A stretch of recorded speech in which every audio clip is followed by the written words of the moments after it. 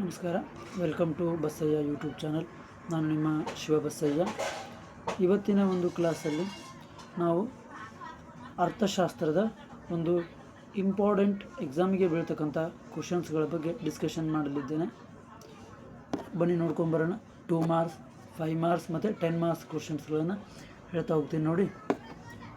ಅರ್ಥಶಾಸ್ತ್ರ B.Ed university ಗೊತ್ತಿರಬೇಕಾದ್ರೆ KU university ಅವ್ರನ್ನ ಹೇಳ್ತಿರೋದು. ಓಕೆನಾ? 2 ಅಂಕದ ಪ್ರಶ್ನೆಗಳು. ಇಂಗ್ಲೀಷ್ ಮೀಡಿಯಂ ಸ್ಟೂಡೆಂಟ್ಸು ಮೇಲೆ ಇಂಗ್ಲೀಷ್ಲೇ ಕ್ವಶನ್ಸ್ ಇದೆ, ಸೊ ನೋಡ್ಕೊಳ್ಬಹುದು.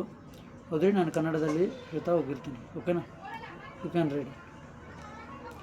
ಸಂಖ್ಯಾಶಾಸ್ತ್ರದ ಅರ್ಥವನ್ನು ಕೊಡಿರಿ, ಮತ್ತು ಗುಣಾತ್ಮಕ ದತ್ತಾಂಶ ಎಂದರೇನು, ಮತ್ತು ಒಂದು ಉದಾಹರಣೆಯನ್ನು ಕೊಡಬೇಕ್ರಿ. ಹೌದ್ರಿ. ನೆಕ್ಸ್ಟು ದತ್ತಾಂಶಗಳ ವರ್ಗೀಕರಣ ಎಂದರೇನು, ಮತ್ತು ವಿಸ್ತಾರ ಎಂದರೇನು. ವಿಸ್ತಾರ ಅಂತಂದರೆ ಏನಂತ ಬರೀಬೇಕ್ರಿ. ಸೊ ಅರ್ಥವನ್ನು ಬರಿಬೇಕ್ರೆ. ದತ್ತಾಂಶದ ವರ್ಗೀಕರಣ ಎಂದರೇನು, ಜಸ್ಟ್ ಅರ್ಥವನ್ನು ಬರಿಬೇಕ್ರಿ. ವರ್ಗೀಕರಿಸೋದು ನಾಟ್ ನೆಸೆಸರಿ. ಇದು 2 ಮಾರ್ಕ್ಸಿಗೆ. ಓಕೆ, ಹಿಂಚರಣೆ ಅರ್ಥವನ್ನು ಬರಿಬೇಕ್ರಿ. ಸೊ ಅರ್ಥವನ್ನು ಕೊಡಿರಿ ಅಂದರೂ ಕೂಡ ಮತ್ತು ನೆಕ್ಸ್ಟು ಇನ್ನೊಂದು ಥರ ರೈಸ್ ಆಗುತ್ತೆ ಇದೆ ಕ್ವಶನ್.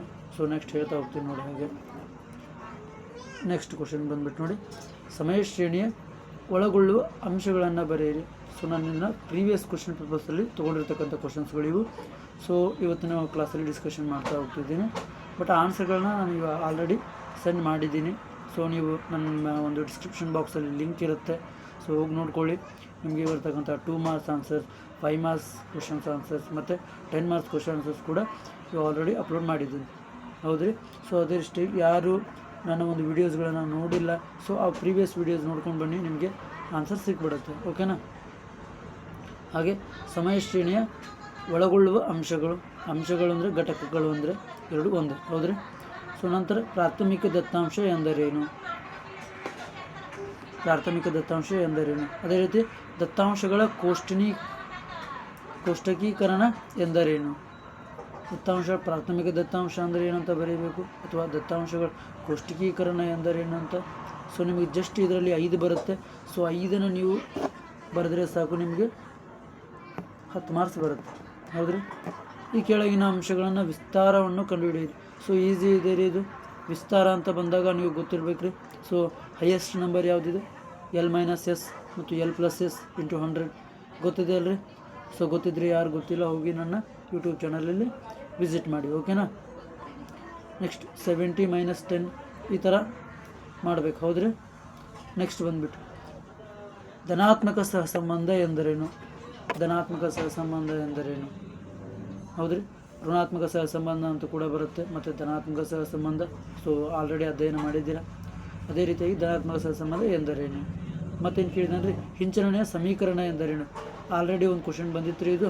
ಸೊ ಮತ್ತೆ ರಿಪೀಟು ಯಾವ ರೀತಿ ಕೇಳಿದ್ದಾನೆ, ಅದನ್ನು ಅರ್ಥವನ್ನು ಕೊಡಿರಿ ಅಂತ ಕೇಳಿದ್ದಾನೆ. ಇಲ್ಲಿ ಹಿಂಚರಣೆಯ ಸಮೀಕರಣ ಎಂದರೇನು. ಸೊ 2 ಕೂಡ ಒಂದೇ ರೀ. ನೆಕ್ಸ್ಟ್ ನೋಡಿ, ಕಾಲಶ್ರೇಣಿಯ ಯಾವುದಾದ್ರೂ 2 ಘಟಕಾಂಶಗಳನ್ನು ಬರೆಯಿರಿ. ಸೊ ಸಮಯ ಶ್ರೇಣಿ ಅಂತ ಇದಲ್ರಿ, ಸಮಯ ಶ್ರೇಣಿ ಅಂದರೂ ಕೂಡ ಒಂದೇ, ಮತ್ತು ಕಾಲಶ್ರೇಣಿ ಅಂದರೂ ಕೂಡ ಒಂದೇ. ಹೌದ್ರಿ. ಇನ್ನು ನೆಕ್ಸ್ಟ್ ಬಂದ್ರಿ, dy/dx ಗೊತ್ತಿದೆ ಅಂತ ಅಂದ್ಕೊಳ್ತೀನಿ. ಸೊ ಯಾರಿಗೆ ಗೊತ್ತಿಲ್ಲ, ನಾನು ಒಂದು ನನ್ನ ಐಡಿಯಾನ ಹೇಳ್ತೀನಿ. ಸೊ ಅಲ್ಲಿ ನೀವು ಪ್ರೈವೇಟಾಗಿ ನಿಮಗೆ ನೋಟ್ಸ್ ಬೇಕಾದರೆ ಅಲ್ಲಿಂದ ಕೇಳಿ ಪಡೆದುಕೊಳ್ಳಬಹುದು. ಓಕೆ ರೀ. ನೋಡಿರಿ, ಕಾಲಶ್ರೇಣಿಯ ಯಾವುದಾದ್ರೂ 2 ಘಟಕಗಳು, 4 ಘಟಕಗಳಿದ್ದಾವೆ, ಯಾವುದಾದ್ರೂ 2 ಬರೆದ್ರೆ ಸಾಕು. ಅದೇ ರೀತಿ 13ನೇದ್ದು y = 3x³ ಇರುವಾಗ dy/dx ಕಂಡುಹಿಡಿಯಿರಿ. ಸೊ dy/dx ಅಂತ ಹಚ್ಕೊಳ್ತೀರಿ. 3 3 6 ಆಗುತ್ತೆ. ಆಮೇಲೆ x - 3 - 1 ಆಯಿತು, x² ಆಗುತ್ತೆ ರೀ. ಸೊ ಅದನ್ನು ನೆಕ್ಸ್ಟ್ ಸೆಕೆಂಡ್ ಆರ್ಡರ್ ಮಾಡ್ತೀರಾ, ಅದೇ ರೀತಿ ಥರ್ಡ್ ಆರ್ಡರ್ ಮಾಡ್ತೀರಾ. ಹೌದ್ರಿ. ಇದೆಲ್ಲ ನಿಮ್ಗೆ ಗೊತ್ತಿರುವಂಥದ್ದು. ಇನ್ನು 5 ಅಂಕದ ಪ್ರಶ್ನೆಗಳು ಅಂತ ಬಂದಾಗ, ಮೊದಲನೇದು ನೋಡಿ, ಯಾರು ನಾನು ಒಂದು ಲೆಕ್ಕವನ್ನು ಬರೋದೇ ಇಲ್ಲ, ಅಥವಾ ಈ ಪ್ರಾಬ್ಲಮ್ಸನ್ನು ಬಿಡಿಸೋದಕ್ಕೆ ತುಂಬ ಕಷ್ಟ ಆಗುತ್ತೆ ಅನ್ನೋರು ಮಾತ್ರ ನೀವೊಂದು ಥಿಯರಿನ ಟಚ್ ಮಾಡಿರಿ. ಯಾಕಂತಂದರೆ ನೀವು ಥಿಯರಿ ಟಚ್ ಮಾಡೋದ್ರಿಂದ ನೀವು ಮಾರ್ಕ್ಸ್ ಬರುತ್ತೆ ಅಂತ ನಿಮ್ಗೆ ಊಹೆ ಇರುತ್ತೆ. ಬಟ್ ಲೆಕ್ಕ ಬರೋರು ಆದಷ್ಟು ಲೆಕ್ಕ ಮಾಡಿ, ಯಾಕಂದರೆ ನಿಮ್ಮ ಮಾರ್ಕ್ಸ್ ಕಳ್ಕೊಳ್ತಕ್ಕಂಥ ಸಾಧ್ಯತೆಗಳು ಇರೋದಿಲ್ಲ. ನೀವು ಸರಿಯಾಗಿ ಲೆಕ್ಕ ಮಾಡಿದ್ರೆ ಔಟ್ ಆಫ್ ಔಟ್ ಪಡಿತಕ್ಕಂಥ ಅವಕಾಶಗಳು ಸಿಗುತ್ತೆ. ಓಕೆನಾ? ನೋಡಿರಿ, ಈ ಕೆಳಗಿನ ದತ್ತಾಂಶಗಳ ಈ ಮಾನಕ ವಿಚಲನೆಯನ್ನು ಕಂಡುಹಿಡಿಯಿರಿ. ಸೊ ಇದೇ ಒಂದು ಕ್ವಶನನ್ನು ಆಲ್ರೆಡಿ ನಾನು ಬಿಡಿಸಿಬಿಟ್ಟು ಯೂಟ್ಯೂಬಲ್ಲಿ ಹಾಕಿದ್ದೀನಿ, ಹೋಗಿ ನೋಡ್ಕೋಬೋದು. ಹೌದ್ರಿ, ಕ್ವಶನಲ್ಲಿ ಅರೈಸ್ ಆಗಿದೆ ಇದು ಕ್ವಶನ್ ಪೇಪರ್ಸಲ್ಲಿ, ಪ್ರಿವಿಯಸ್ ಕ್ವಶನ್ ಪೇಪರ್ಸ್ ಅರೈಸ್ ಆಗಿರೋದು. Next find out the range of coefficient of range from the following data regarding marks of 10 students. So ಇಲ್ಲಿ ಏನಂತ ಕೇಳಿದೆ ಅಂದರೆ, ಕೆಳಗಿನ ದತ್ತಾಂಶಗಳಿಂದ 10 ವಿದ್ಯಾರ್ಥಿಗಳ ಸಂಬಂಧಿಸಿದಂತೆ ವಿಸ್ತಾರ ಮತ್ತು ವಿಸ್ತಾರ ಗುಣಾಂಕವನ್ನು ಕಂಡುಹಿಡಿಯಿರಿ ಅಂತ ಕೇಳಿದ್ದಾರೆ. ವಿಸ್ತಾರ ಗುಣಾಂಕ ಕಂಡುಹಿಡಿಯಬೇಕಂದ್ರೆ ನಮಗೆ ಫಾರ್ಮುಲಾ ಗೊತ್ತಿರಬೇಕು ರೀ. ಸೊ ಫಾರ್ಮುಲಾ ನೀವು ಚೆನ್ನಾಗಿ ಪಿಕಪ್ ಮಾಡಿದಿರಿ ಅಂತಂದರೆ, ನೀವು ಈ ಒಂದು ಅವುಗಳನ್ನು ನೆನಪಿಟ್ಕೊಂಡ್ರಿ ಅಂತಂದರೆ ಈ ಒಂದು ಲೆಕ್ಕ ನಿಮಗೆ ಯಾವುದೇ ಥರದ ತೊಂದರೆ ಆಗೋದಿಲ್ಲ. ಸುಲಭವಾಗಿ ನೀವು ಲೆಕ್ಕವನ್ನು ಮಾಡಿ ಬರ್ತೀರಿ. ಹೌದ್ರಿ, ನಿಮಗೆ ಗೊತ್ತಿರಬಹುದು L+S L-S ಇಂಟು 100 ಮಾಡ್ತೀರಿ.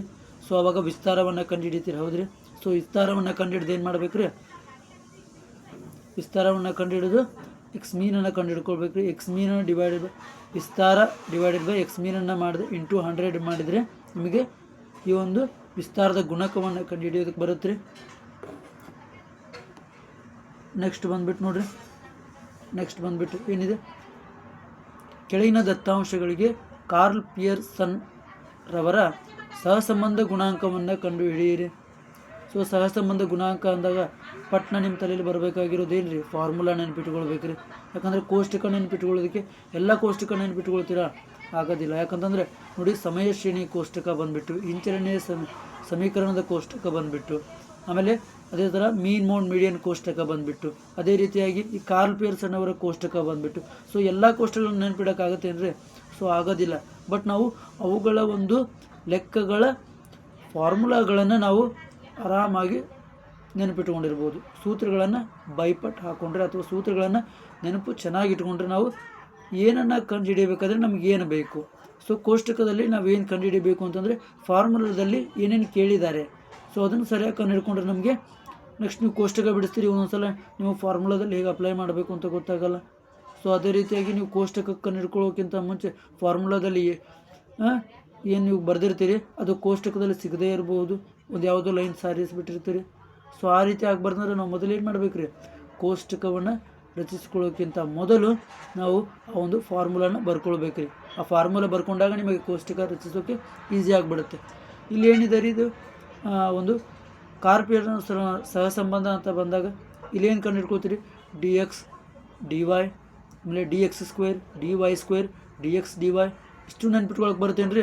ಅದಕ್ಕೆ ನೀವೇನು ಮಾಡೋದು, ಫಸ್ಟಿಗೆ ಏನು ಕಂಡುಹಿಡಿಬೇಕು, ಫಸ್ಟಿಗೆ ನಾವು dx ಕಂಡುಹಿಡ್ಕೋಬೇಕು ಮತ್ತು dy ಕಂಡುಹಿಡ್ಕೋಬೇಕು. dx dy ಕಂಡುಹಿಡ್ಕೋಬೇಕಂದ್ರೆ ಏನು ಮಾಡಬೇಕು ರೀ, ಎಕ್ಸನ್ನು ಟೋಟಲ್ ಮಾಡಬೇಕು. ಹೇಗೆ ಮಾಡಬೇಕು ಅಂತ ಕೂಡ ನಾನು ಒಂದು ಕಾರ್ಲ್ ಪಿಯರ್ಸನ್ ಅವರ ಸಹಸಂಬಂಧ ಗುಣಾಂಕದ ಲೆಕ್ಕಾಚಾರವನ್ನು ಬಿಡಿಸುವಾಗ ಆಲ್ರೆಡಿ ಹೇಳಿಬಿಟ್ಟಿದ್ದೀನಿ ಯೂಟ್ಯೂಬ್ ಚಾನಲ್, ನೀವು ಹೋಗಿ ನೋಡ್ಕೊಳ್ಳಿ, ಓಕೆನಾ. ಅದೇ ರೀತಿಯಾಗಿ ನೆಕ್ಸ್ಟ್ ಏನು ಮಾಡೋದ್ರಿ, ಅದರ ಒಂದು formula r dx dy divided by dx² √² ಹೌದ್ರಿ, √dy². ಈ ರೀತಿ ಫಾರ್ಮುಲಾ ನೆನಪಿಟ್ಕೊಂಡ್ರೆ ನಿಮಗೆ ಈಸಿ ಆಗುತ್ತೆ. ಹೌದ್ರಿ, ಸೊ ಅದೇ ಬಂದುಬಿಟ್ಟು ನೆಕ್ಸ್ಟ್ ನೋಡಿರಿ, ಪ್ರಾಥಮಿಕ ದತ್ತಾಂಶ ಮತ್ತು ದ್ವಿತೀಯ ದತ್ತಾಂಶ ನಡುವಿನ ವ್ಯತ್ಯಾಸಗಳನ್ನು ಬರೆಯಿರಿ. ತೇರಿ, ಸೊ ತೇರಿ ಬರೀಬೇಕು ಅಂದ್ಕೊಂಡಿರಿ. ಸೊ ಈ ತೇರಿಗಳನ್ನು ಅಟೆಂಡ್ ಮಾಡಿ. ಹೌದು, ನೀವು 8 ಕ್ವಶನ್ ಬರೀಬೇಕು ರೀ 5 ಮಾರ್ಕ್ಸಿಗೆ. ಸೊ 5 ಮಾರ್ಕ್ಸಿಗೆ 8 ಕ್ವಶನ್ ಬರೀಬೇಕಂತಂದರೆ 8 ಕ್ವಶನ್ಸಲ್ಲಿ ಒಂದು ಕ್ವಶನ್ ಆದರೂ ನೀವು ಆಲ್ರೆಡಿ ಒಂದು ಲೆಕ್ಕವನ್ನು ಮುಟ್ಟಲೇಬೇಕಾಗುತ್ತೆ. ಯಾಕಂತಂದರೆ ನೀವಂತೂ ತೇರಿ ಮುಟ್ಟಬೇಕು ಅಂತ ಅಷ್ಟೇ ಅಲ್ಲ, ಸೊ ತೇರಿ ಅಷ್ಟೇ ಬರೆದ್ರೆ ನಿಮಗೆ ಪಾಸ್ ಆಗುವಂಥ ಸಾಧ್ಯತೆ ಕಡಿಮೆಗಳಾಗುತ್ತೆ. ಅದಕ್ಕೆ ನೀವೇನು ಮಾಡೋದು, ಲೆಕ್ಕಗಳು ಈಸಿಯಾಗಿರ್ತಕ್ಕಂಥ ಲೆಕ್ಕಗಳನ್ನು ಮಾಡಿಬಿಟ್ರೆ ನಿಮಗೆ ಒಂದು ಆರಾಮಾಗಿ ಈಸಿಯಾಗಿ ಪಾಸ್ ಮಾಡ್ಕೊಂಡು ಬಿಡ್ಬೋದು. ಹೌದ್ರಿ, ಸೊ ಅಷ್ಟೇ ಅಲ್ಲದೆ ಮತ್ತು ಯಾವ ರೀತಿ ಪಾಸ್ ಮಾಡ್ಕೊಳ್ಳೋದು ಅಂತ ಹೇಳ್ತೀನಿ ನಾನು.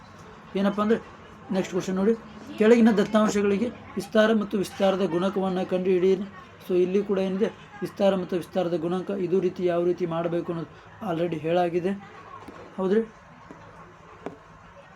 ನೆಕ್ಸ್ಟು ಚಲಕಗಳ ಪ್ರಕಾರಗಳನ್ನು ವಿವರಿಸಿ. ಚಲಕಗಳಲ್ಲಿ ಒಟ್ಟು 4 ಚಲಕಗಳು ಬರುತ್ತೆ. ಹೌದ್ರಿ, ಅವಲಂಬಿತ ಚಲಕ ಗೊತ್ತಿರಬೇಕಲ್ರಿ. ಓಕೆ.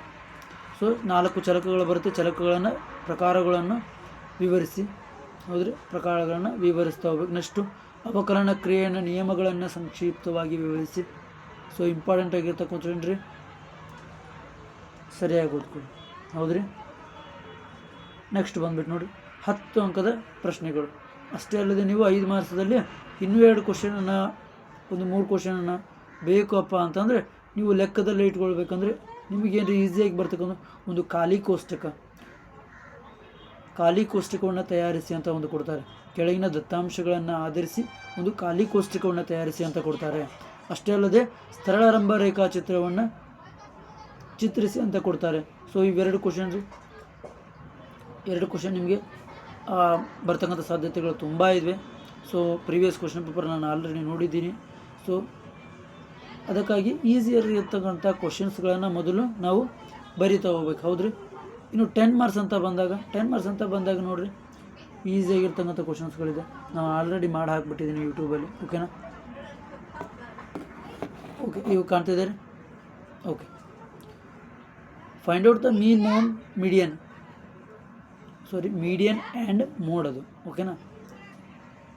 ಗ್ಯಾಪ್ ಬರಬೇಕು. ಹೌದು, ಅಲ್ಲಿ ಗ್ಯಾಪ್ ಬರಬೇಕಿತ್ತು, ಮಿಸ್ಟೇಕ್ ಆಗಿದೆ. ಕೆಳಗಿನ ದತ್ತಾಂಶಗಳಿಂದ ಸರಾಸರಿ, ಮಧ್ಯಕ ಮತ್ತು ಬಹುಲಕಗಳನ್ನು ಕಂಡುಹಿಡಿಯಿರಿ. ಸೊ ಇದು ಗೊತ್ತೈತ್ರಿ. ಸರಾಸರಿ, ಮಧ್ಯಕ, ಬಹುಲಕ, ಸರಾಸರಿ ಅಂದಾಗ ನಾವೇನನ್ನು ಕಂಡು ಹಿಡ್ಕೊಳ್ಬೇಕು ಅನ್ನೋದು ಗೊತ್ತಿರಬೇಕು ರೀ. ಸೊ ನಾನು ಆಲ್ರೆಡಿ ಈ ಒಂದು ಮೇನ್ ಇಂಪಾರ್ಟೆಂಟ್ ರೀ. ಸೊ ಈ ಒಂದು ಕ್ವಶನ್ ನಿಮಗೆ 100% ಬರುತ್ತೆ ಅಂತಲೇ ಇಟ್ಕೊಂಡ್ಬಿಡಿ. ಯಾಕಪ್ಪ ಅಂತಂದರೆ ಈ ಒಂದು ಕ್ವಶನ್ಸನ್ನು ನೀವು ಪ್ರಾಕ್ಟೀಸ್ ಮಾಡಿದ್ದೆ ಆದರೆ 10 ಅಂಕಗಳನ್ನು ನೀವು ತುಂಬ ಈಸಿಯಾಗಿ ಕ್ಯಾಚ್ ಮಾಡ್ಬೋದು. ಹೌದ್ರಿ. ಸೊ ಗೊತ್ತಿರಬೇಕು ನಿಮಗೆ. ಇದರಲ್ಲಿ ಏನು ಬರುತ್ತೆ ರೀ? Sigma FM divided by N ಮಾಡಬೇಕು ರೀ. ಯಾವುದಿದು? ಮೀನನ್ನು ಕಂಡುಹಿಡ್ಬೇಕು. X mean is equal to sigma FM divided by N ಅನ್ನು ಮಾಡಿದರೆ ನಿಮಗೆ ಸರಾಸರಿ ಸಿಗುತ್ತೆ. ಅದೇ ರೀತಿ ಮಧ್ಯಾಂಕದ ಫಾರ್ಮುಲಾ ಗೊತ್ತಿರಬೇಕು ರೀ. ಮಧ್ಯಾಂಕದ ಫಾರ್ಮುಲಾ ಅಂತ ಬಂದಾಗ ನೋಡಿರಿ, ಒಂದು ನಿಮಿಷ, ಇವಾಗ ನೋಡ್ರಿ ಕಾಣ್ತಿದ್ದೇನೆ. ಓಕೆ ನೋಡಿರಿ, ಜಸ್ಟ್ ಒಂದು ಎಕ್ಸಾಂಪಲ್ ಕೊಟ್ಟಿದ್ದೀನಿ. ನಾನು ಆಲ್ರೆಡಿ ಬಿಡಿಸಿದ್ದೀನಿ ಲೆಕ್ಕ. ಓಕೆ ರೀ. ಓಕೆ, ಮಧ್ಯಾಂಕ ಕಂಡುಹಿಡ್ಕೊಳ್ಬೇಕಂದ್ರೆ ಏನು ಬೇಕು ರೀ? L1 plus N divided by 2 minus CF whole divided by F into I. ಇದು ಮಧ್ಯಾಂಕದ ಫಾರ್ಮುಲಾ. ಇನ್ನು ಬಹುಲಕದ ಅಂತ ಬಂದಾಗ Z is equal to L1 plus F1 minus F0 whole divided by 2F1 minus F0 minus F2 into I. ಇದು mode formula. So ಇವುಗಳನ್ನು ಕಂಡುಹಿಡ್ಕೊಂಡಾಗ ನಾವು ಏನನ್ನು ಕಂಡುಹಿಡ್ಕೋಬೇಕು ಅನ್ನೋದು ಗೊತ್ತಿರಬೇಕು ರೀ. ಸೊ ಫಸ್ಟಿಗೆ ನಮಗೆ X ಮತ್ತು F ಅನ್ನು ಕೊಟ್ಟಿರ್ತಾರೆ. ನೆಕ್ಸ್ಟು M ಅನ್ನು ಕಂಡುಹಿಡ್ಕೊಳ್ತೀರಿ. ನೆಕ್ಸ್ಟ್ ಬಂದುಬಿಟ್ಟು ನೋಡಿರಿ FM ಅನ್ನು ಕಂಡುಹಿಡ್ಕೊಳ್ತೀರಿ. ನೆಕ್ಸ್ಟ್ ಬಂದುಬಿಟ್ಟು FM ಕಂಡುಹಿಡ್ಕೊಂಡ್ರೆ, ಸೊ FM ಅನ್ನು ಕಂಡುಹಿಡ್ಕೊಂಡು ಏನು ಮಾಡಬೇಕಪ್ಪ ಅಂತಂದ್ರೆ ಬರ್ರಿ ನೆಕ್ಸ್ಟ್ ಏನು ಕಂಡುಹಿಡ್ಕೊಳ್ಬೇಕು ರೀ? CF ಅನ್ನು ಕಂಡುಹಿಡ್ಕೊಳ್ಬೇಕು. ಹೌದ್ರಿ. ಇದು ಗೊತ್ತಿರಬೇಕು ನಿಮಗೆ. ಇದನ್ನು ನೀವು ಟೇಬಲನ್ನು ಕಂಡುಹಿಡಿಬೇಕು ಅಂತಂದರೆ ಮೊದಲು ಫಾರ್ಮುಲಾಸ್ಗಳನ್ನು ಸರಿಯಾಗಿ ನೆನಪಿಟ್ಕೊಂಡ್ಬಿಡಿ. ಫಾರ್ಮುಲಾಸ್ಗಳನ್ನು ನೆನಪಿಟ್ಕೊಳ್ಳೋದಕ್ಕೆ ಇದೇ ಮೇನ್ ಟ್ರಿಕ್. ಏನಪ್ಪ ಅಂದರೆ ಫಾರ್ಮುಲಾಗಳನ್ನು ನೆನಪಿಟ್ಕೊಳ್ತೀರಾ, ಆ ರೀತಿ ಕೋಷ್ಟಕವನ್ನು ರಚಿಸ್ತೀರಾ. ಜಸ್ಟ್ ಇದ್ರೊಳಗಡೆ F1 ಅಂತ ಬರುತ್ತೆ, F ಅಂತ ಬರುತ್ತೆ. ಅವುಗಳನ್ನ ಏನು ಮಾಡಬೇಕು ರೀ? F ಆಲ್ರೆಡಿ ಕಂಡುಹಿಡ್ಕೊಂಡಿರ್ತೀರಾ. ಸೊ ಅದರಲ್ಲೇ ಮಾರ್ಕ್ ಮಾಡ್ತೀರಾ. ಸೊ ಹೈಯೆಸ್ಟ್ ನಂಬರ್ F ಅಲ್ಲಿ ಯಾವುದಿರುತ್ತೆ ನೋಡಿ, 21 ಹೈಯೆಸ್ಟ್ ನಂಬರ್ ಇದೆ ರೀ. ಈ 21 ನಾವು F1 ಅಂತಲೂ ಕೂಡ ಕರಿತೀವಿ, F0 ಅಂತಲೂ ಕೂಡ ಕರಿತೀವಿ. ಇದರ ಮೇಲಿನ ಸಂಖ್ಯೆಯನ್ನು ಇದು F1 ಅಂತ ಕರಿತೀವಿ. ಹೌದ್ರಿ. ಅಂದರೆ ಮಧ್ಯಕ ಅಂತ ಬಂದಾಗ F ಆಗುತ್ತೆ. ಇನ್ನು ಬಹುಲಕ ಅಂತ ಬಂದಾಗ F1 ಆಗುತ್ತೆ. ಅದರ ಮೇಲಿಂದ 19 ಇದೆ ನೋಡಿರಿ, ಅದನ್ನು ನಾವು F0 ಅಂತ ಕರಿತೀವಿ. ಕೆಳಗಡೆ 16 ಬಂದಿದೆ ನೋಡಿ, ಅದನ್ನು ನಾವು F2 ಅಂತ ಕರಿತೀವಿ. ಈ ರೀತಿಯಾಗಿ ನಾವು F ಒಳಗಡೆ ಅವುಗಳನ್ನು ಮೆನ್ಷನ್ ಮಾಡ್ತೀವಿ. ಹೌದ್ರಿ. ಇಂಟು I ಅಂತ ಬಂದಾಗ ನೆನ್ಪಿಟ್ಕೊಂಡ್ಬಿಡ್ರಿ ಕ್ಲಾಸ್ ಇಂಟರ್ವಲ್ ಗೊತ್ತಿದೆ ಅಲ್ರಿ. ಅಂದರೆ 0ರಿಂದ 10ಗೆ ಎಷ್ಟು ನಂಬರ್ ಡಿಫ್ರೆನ್ಸ್ ಇದೆ ರೀ? 10 ನಂಬರ್ ಡಿಫ್ರೆನ್ಸ್. ಸೊ 10 ನಂಬರ್ ಡಿಫ್ರೆನ್ಸನ್ನು ನಾವು ಕ್ಲಾಸ್ ಇಂಟರ್ವಲ್ ಅಂತ ತೊಗೊಳ್ತೀವಿ. I ಅಂತ ಬಂದುಬಿಟ್ಟು 10 ಅಂತ ಹಚ್ಕೊಳ್ಬೇಕು. ಹೌದ್ರಿ. ಇನ್ನು ನೆಕ್ಸ್ಟ್ ಒಂದು ಕ್ವಶನ್. ನೆಕ್ಸ್ಟ್ ನೋಡ್ರಿ, ಹಿಂಚಲನೆಯ ಸಮೀಕರಣ, ರಿಗ್ರೆಷನ್. ಸೊ ತುಂಬ ಈಸಿಯಾಗಿರ್ತಕ್ಕಂಥ ಕ್ವಶನ್ ರೀ. ಸೊ ಲೆಂದಿ ಆಗಿರ್ತಕ್ಕಂಥ ಕ್ವಶನ್ ಇದೆ ಇದು. ಬಟ್ ಲೆಂದಿ ಆದರೂ ತುಂಬ ಈಸಿಯಾಗಿ ಬಿಡಿಸ್ಬಿಡ್ಬೋದು. ಹೌದ್ರಿ. ನೋಡಿರಿ, ನಿಮಗೆ ಕೂಡಿಸೋದು, ಕಳಿಯೋದು, ಗುಣಿಸೋದು, ಭಾಗಿಸೋದು ಗೊತ್ತಿತ್ತಪ್ಪ ಅಂದರೆ ಸಾಕು. ಸೊ ಈ ಲೆಕ್ಕಗಳನ್ನು ಫಾರ್ಮುಲಾ ಮೂಲಕ ಅಪ್ಲೈ ಮಾಡಿಬಿಟ್ರೆ ನಿಮಗೆ ಈ ಕೂಡಿಸೋದು, ಗುಣಿಸೋದು, ಕಳೆಯೋದು, ಭಾಗಿಸೋದು ಇಷ್ಟು ಮಾತ್ರ ಮಾಡ್ತೀರಾ. ಇಷ್ಟು ಮಾಡಿದಾಗ ನಿಮಗೇನಾಗುತ್ತೆ, ಈ ಒಂದು ಸಮೀಕರಣವನ್ನು ಈಸಿಯಾಗಿ ಬಿಡಿಸ್ಬೋದು. ಹೌದ್ರಿ, ನಾನು ಆಲ್ರೆಡಿ ಇದನ್ನು ಹೇಗೆ ಬಿಡಿಸ್ಬೇಕು ಅನ್ನೋದನ್ನು ಹೇಳಿದ್ದೀನಿ. ಹೌದ್ರಿ, x y, x square, y square, x y ಎಲ್ಲವನ್ನು ಕೂಡ ಹೇಗೆ ಕಂಡುಹಿಡಿಬೇಕು ಅಂತ ಆಲ್ರೆಡಿ ನಾನು ಪ್ರೀವಿಯಸ್ ಕ್ಲಾಸಲ್ಲಿ ಹೇಳಿದ್ದೀನಿ. ಹೌದ್ರಿ, ಅದೇ ರೀತಿಯಾಗಿ ಬಂದುಬಿಟ್ಟು ನೋಡ್ರಿ ಇಲ್ಲ. ನೆಕ್ಸ್ಟ್ ಏನು ಬಂದಿದೆ, ವರ್ಷಗಳು. ಇದು ಗೊತ್ತಿದೆ ರೀ ನಿಮಗೆ, ಇದು ಗೊತ್ತಿರಬೇಕು. ಏನು, ಕೆಳಗಿನ ದತ್ತಾಂಶಗಳಿಗೆ ಮುಂದಿನ 3 ವರ್ಷಗಳ ಸಕ್ಕರೆ ಉತ್ಪಾದನೆಯನ್ನು ಅಂದಾಜು ಮಾಡಿರಿ. ನಾನು ಆಲ್ರೆಡಿ ಈ ಲೆಕ್ಕವನ್ನು ಮಾಡಿದ್ದೀನಿ. ಯಾವುದಪ್ಪ ಅಂತಂದರೆ ಸಕ್ಕರೆ ಉತ್ಪಾದನೆ ಅಂತ ಬಂದಾಗ 2 ಲೆಕ್ಕಗಳನ್ನು ಮಾಡಿದ್ದೀವಿ ರೀ. ಇದರಲ್ಲಿ ಟ್ವಿಸ್ಟ್ ಮಾಡಿ ಕೂಡ ಕ್ವಶನನ್ನು ಕೇಳ್ಬೋದು, ನೀವು ರೆಡಿಯಾಗಿರಬೇಕು. ಜಸ್ಟ್ ಏನು ಮಾಡ್ತಾನೆ, 5 ಮಾರ್ಕ್ಸಿಗೆ ಬಂದುಬಿಟ್ಟು ನಿಮಗೆ ಈ ಕೆಳಗಿನ ದತ್ತಾಂಶಗಳಿಗೆ ಮುಂದಿನ 3 ವರ್ಷಗಳ ಸಕ್ಕರೆ ಉತ್ಪಾದನೆಯನ್ನು ಅಂದಾಜು ಮಾಡಿರಿ ಅಥವಾ ಕಂಡು ಹಿಡಿಯಿರಿ ಅಂತ ಕೊಟ್ಟಾಗ ಏನು ಮಾಡ್ತೀರಾ ನೀವು, 5 ಮಾರ್ಕ್ಸಿಗೆ ಅಂತ ಬಂದಾಗ ಫುಲ್ ಲೆಂದಿಯಾಗಿ ಬರ್ಕೊಂಡು ಹೋಗ್ತೀರಾ? ಇಲ್ಲ, ಲೆಂದಿಯಾಗಿ ಬಂದಾಗ ಏನು, ನೀವು ಡೈಗ್ರಾಮನ್ನು ಬಿಡಬೇಕು, ಡೈಗ್ರಾಮನ್ನು ಮಾಡೋ ಅವಶ್ಯಕತೆ ಇಲ್ಲ. ನೆಕ್ಸ್ಟ್ ಏನು ಮಾಡೋದು, ನೆಕ್ಸ್ಟ್ ಈ ಒಂದು 2020 ಇದೆ ಅಲ್ವಾ, 21, 22, 23 3 ವರ್ಷದ ಸಕ್ಕರೆ ಉತ್ಪಾದನೆಯನ್ನು, ಪ್ರೊಡಕ್ಷನನ್ನು ಮಾತ್ರ ಕಂಡುಹಿಡಿಯಬೇಕು.